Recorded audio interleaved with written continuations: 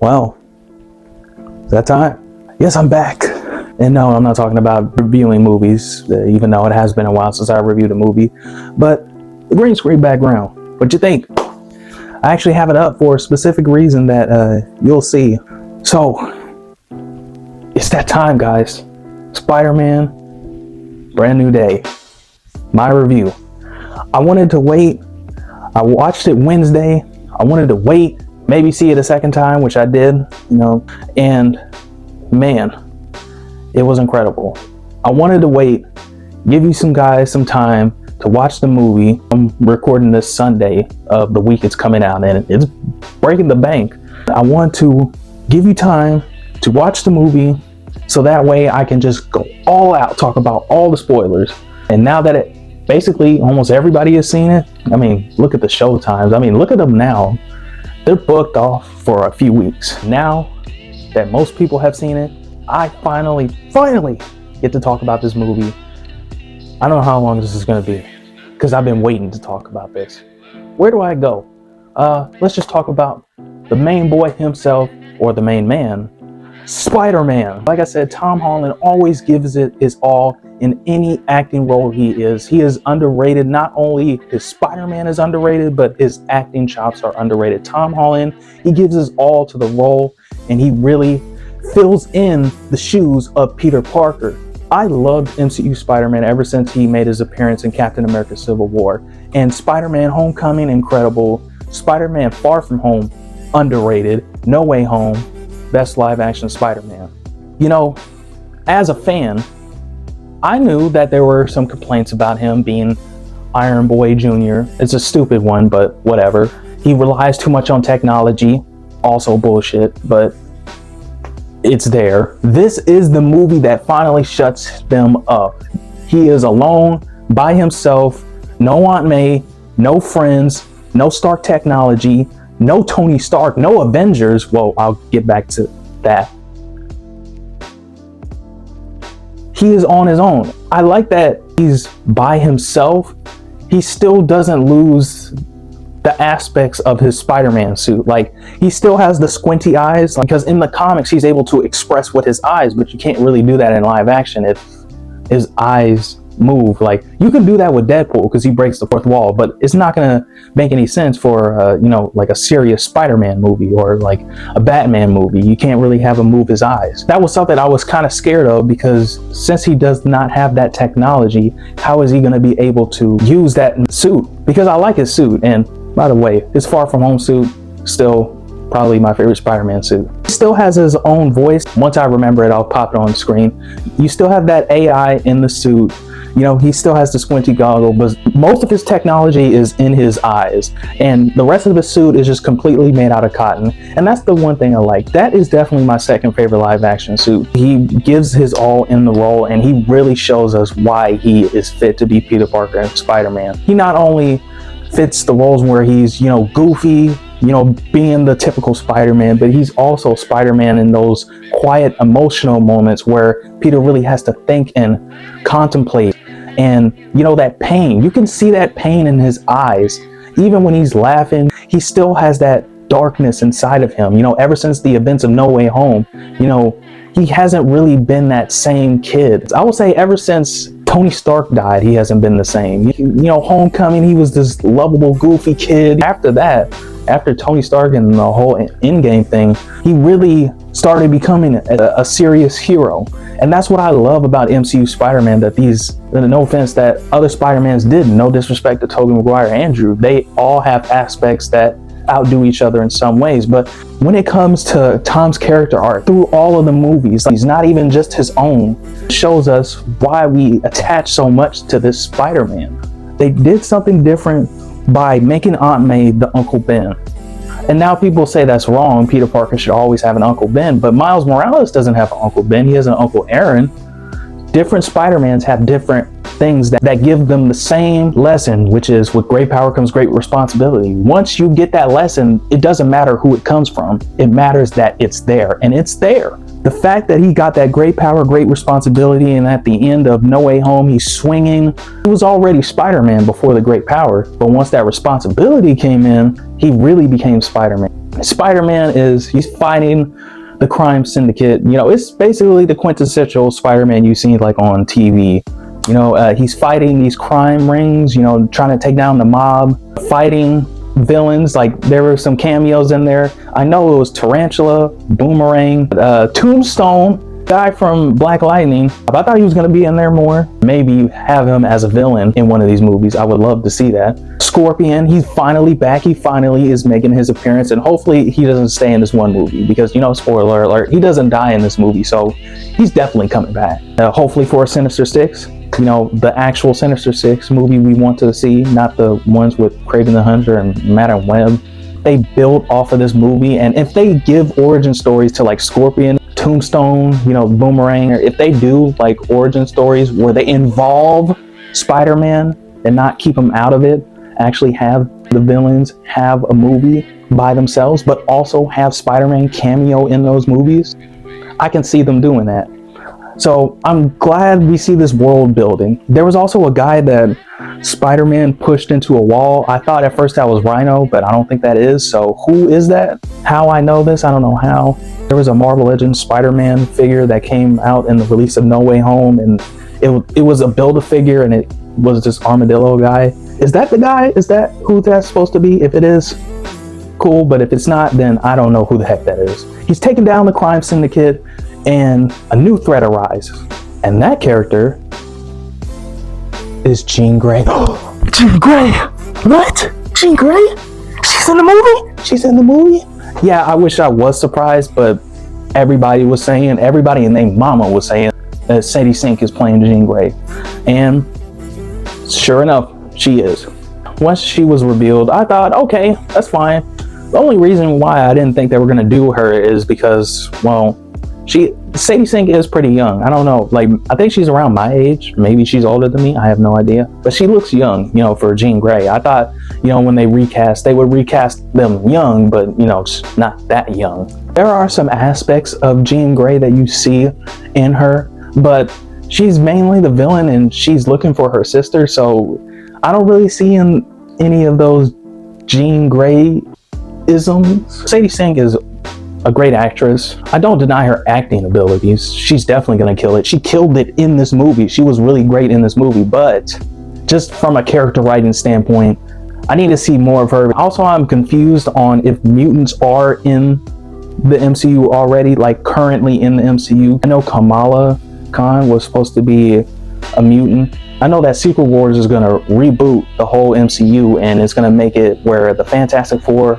and the X-Men have always been in the MCU, but currently now, the one with Infinity War and Endgame happened, and Civil War and Iron Man, how did the mutants come about, and where is this mutation coming from? This is all to say Jean Grey is kind of the main villain. I wouldn't say there's like a villain in this movie. You know, Jean Grey is of course in it, but she's, you know, like the conflict villain who's trying to find her sister. Which, does Jean Grey have a sister in the comics? Because I did not remember that. And she is looking for this thing called VMAX. She thinks that this is where they're storing her sister. At the end of the film, she's looking up at the vent. That vent max means that she was in this room, meaning she was killed. I say killed in quotations because we don't actually see it, so maybe in the future we find out that she's like the Winter Soldier, unmasked, and boom, it's her sister. So that could happen, but currently she's technically dead because of what they said, but I don't know if she actually is. If we don't see a body, then it doesn't count. And even if we do see a body, it doesn't count. Iron Man. The multiverse exists, so nobody's truly dead. Spider-Man is one day outside chasing this tank, and it's a woman being mind controlled. Spider-Man is the only one that can predict it. His spider sense can tell that they're being mind controlled. So she threatens hurt MJ if Spider-Man doesn't stay out of her way. Ned and MJ. Peter Parker, it's been 4 years. He feels alone. He's by himself because of the spell in No Way Home. He has no friends or family because they all forgotten him. Happy doesn't even know who he is. MJ doesn't love him. Ned is a fan of Spider-Man. that has no idea who the heck Peter Parker is. And this is dealing with the consequences of No Way Home. Not only just the spell, the fact that he wants to stay alone after that choice he made for them in No Way Home to save their lives. Even when they're not by their side, they're still in trouble because Sadie Singh, like I said, breaks into his apartment and finds the letter that he was going to read to MJ. And that's how she's able to mind swap to get to MJ. And we get to the scene where, you know, he's like, come with me, you gotta help, you're in danger. This part was so messed up because I was like, wait, are they actually trying to like rework the spell? And then she kisses him with the mask on. I felt like that was a reference to Spider-Man 1. Is it just me? Because I felt like that was a reference. When that happened, you see she takes off the mask and she's like, Peter. And I'm like, oh my gosh, they're really walking this back. Wait, that means he's gonna have to kiss Ned. No, just no. Then you see it in the eyes like, that's right. Tell her you love her.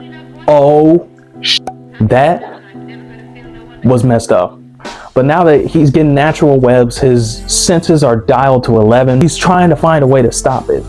He goes to Bruce Banner. That's how the Hulk comes into all of this, you know, because he has a regulator now. You know, the Hulk hasn't come out in years. You know, he's just Professor Hulk now. Peter is trying to find a way to make a universal regulator so that way he can regulate his mutation, and that way he doesn't go crazy because his mutation protects him when he's in any severe danger. His eyes go black and he start raging. He like slams Scorpion on a cop car. He picks MJ by the throat. Jean Grey goes to ESU to pick up Bruce Banner and use him to break into the vault at damage control. Spider-Man, having to protect MJ, drops him off at the Punisher's house. Yes, the Punisher. Punisher in this film. Incredible. Tom, John Bernthal. Best of their characters. Seeing these two characters that I thought you would never see in live action, especially because they were on Netflix. Seeing Spider-Man talking to Punisher is the best, especially when he put on the mask and Spider-Man swings to damage control. Now, at first it's Professor Hulk, and because she's mind controlling him, she's breaking the barriers that they were built over 5 years after the snap. Making those barriers to become Professor Hulk is being broken, and now the original Hulk that's just been waiting and aching inside of him, but now it is being unleashed. The Hulk in this movie, I don't know if you can see it, green screen.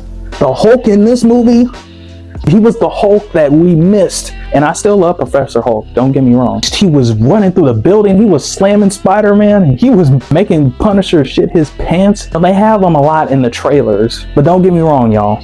He is not in it for that long. He's in there for like maybe 5 or 4 minutes, and then after that, you know, he calms down after he's done fighting. Now, people were saying he's locked up. I didn't get that on my first view, but I guess he's in a mental ward now. That's sad, bro.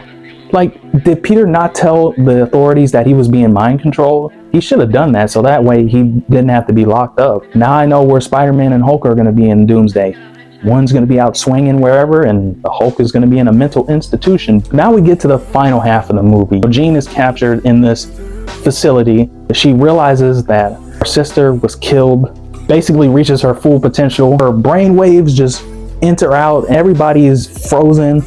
What happened in Logan where Professor X was having his seizures and people were frozen. I feel like that's what was happening. You see MJ crying, and people were saying like she was crying because like she remembered who Peter Parker was. That's not it.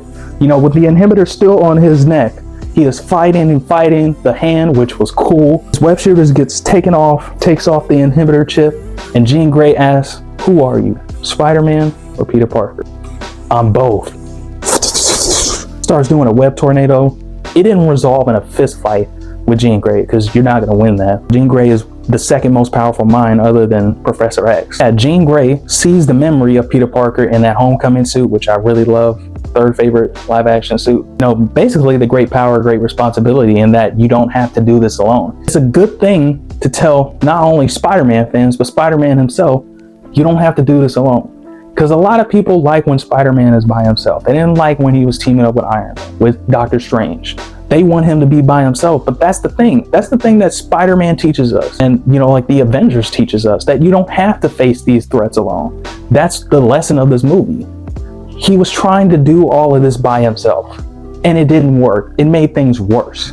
But now that he has this group of people, you know, now he has Jean Grey and Frank in his debt. Now he has friends, he has people that he can talk to about this kind of stuff and help him with these kind of situations. He's building a community not only of fans, but also of people who are willing and are able to help him in these kinds of situations. He finally gave us that classic Spider-Man. You know, Spider-Man Homecoming is a very grounded movie. It went back to the streets, you know, Step Up 2 style. Even though he's dealing with threats like the Hulk and Jean Grey, this is a street level film. And I like that Spider-Man is changing and going through things and he's learning lessons. You know, previous Spider-Mans don't really do that. They have lessons and they do learn from them, but they don't really change as a person. Andrew learned from the first movie, stay away from Gwen. But even in that movie, he decides not to stay away. And because of that, Gwen dies. McGuire, move on from MJ. You're not able to sustain a life with MJ at the end of Spider-Man 1. At the end of the Spider-Man 2, guess what he does? Goes out with MJ. Tom Holland, through the movies, he's learning each and every lesson. You know, be your own hero. Homecoming. Far From Home. Not to trust everyone. No Way Home. You can't save everyone, but you should always try. And also, the consequences of your actions, little or small, still are big consequences for the people around you. And to this movie, he's learning and changing throughout every movie, and I love that, and I hope that they keep doing this because that's what makes him special. Destin Cretton did an amazing job at just the fight scenes, you know, the cinematography, the swinging. It was incredible. My overview of this movie, did my rating come down a little bit? Yes, because there are some things. The middle can be a little slow. Some of the conflict wasn't really that intriguing like the last movies. I say it's a damn near perfect Spider-Man movie. That's why this movie deserves an 8 out of 10. Now that I got the review out of the way, what the heck did that post-credit scene mean? People were saying, oh, this is Battle World, setting up Secret Wars. Oh, this is Venom. Oh, this is Carnage. Oh, this is Spider-Man. For some reason, I had this thought, is this confirming that he's in Beyond the Spider-Verse? Like he got teleported to Miles Morales' team? I'd love to see how Tom looked like in a Spider-Verse style animation. If they recruit him, who knows if they'll recruit Toby, Andrew. I just really want him to meet Miles, you know, the animated Miles before this trilogy ends. But I don't know if they're going to do that because that movie has a lot to set up and a lot to pay off, so maybe they won't. This is all to say, please someone explain this to me because I have no idea what it means. I'm still hyped for it, whatever it means. Eric Voss, the heavy spoilers, whoever you are, please explain this. This is the first post-credit scene I think in a while where I was so confused. Isn't this incredible that we're finally getting a 4th Spider-Man movie? That's what I thought. After years, it's been 25 years ever since the first Spider-Man movie. This is the first Spider-Man to have a 4th Spider-Man movie. Spider-Man 1, 2, and 3, about to get a 4th, got canceled. Amazing Spider-Man 1 and 2, about to get a 3rd, canceled. Hopefully we'll get another trilogy. I'm hoping we get at least 2 more movies with Tom Holland and a few more cameos for him because I know Tom Holland probably doesn't want to do this forever. Even though he said he did, I don't see him doing this forever. So let's get a little bit of more mileage out of him before he totally quits Spider-Man and then they maybe give the mantle off to Miles Morales. That being said, drink your water, be safe, in these horrible times. Whipping the hat. Peace. I mean, who knows? Maybe I'll be Miles Morales. Stay tuned.